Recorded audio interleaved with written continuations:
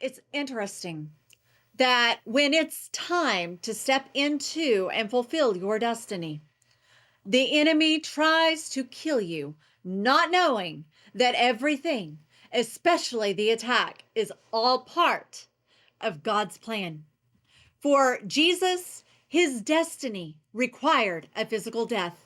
His destiny and coming to this earth was for the purpose of being the sacrifice for our sins. That was his destiny for being born into this world to begin with.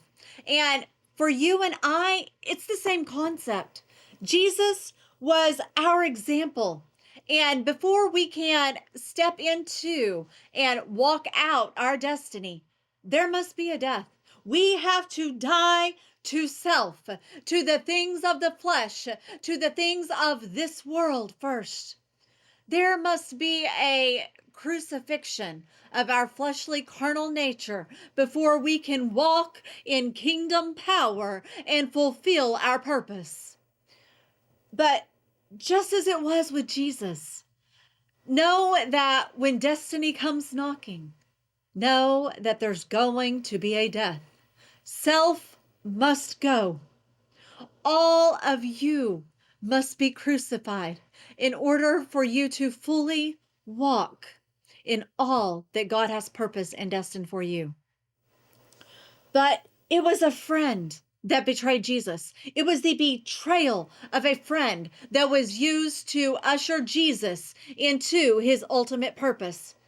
You know, it's so true that it's often those closest to you that hurt you the most.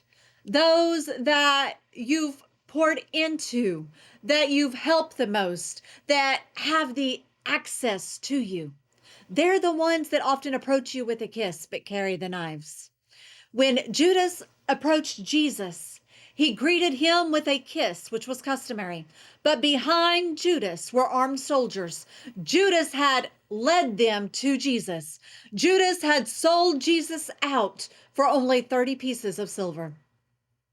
And what I want us to understand today is that Judas was a companion, a comrade, a best friend. He was one of the 12 chosen by Jesus. Judas was basically family, someone that was allowed to be close to Jesus and that Jesus loved dearly.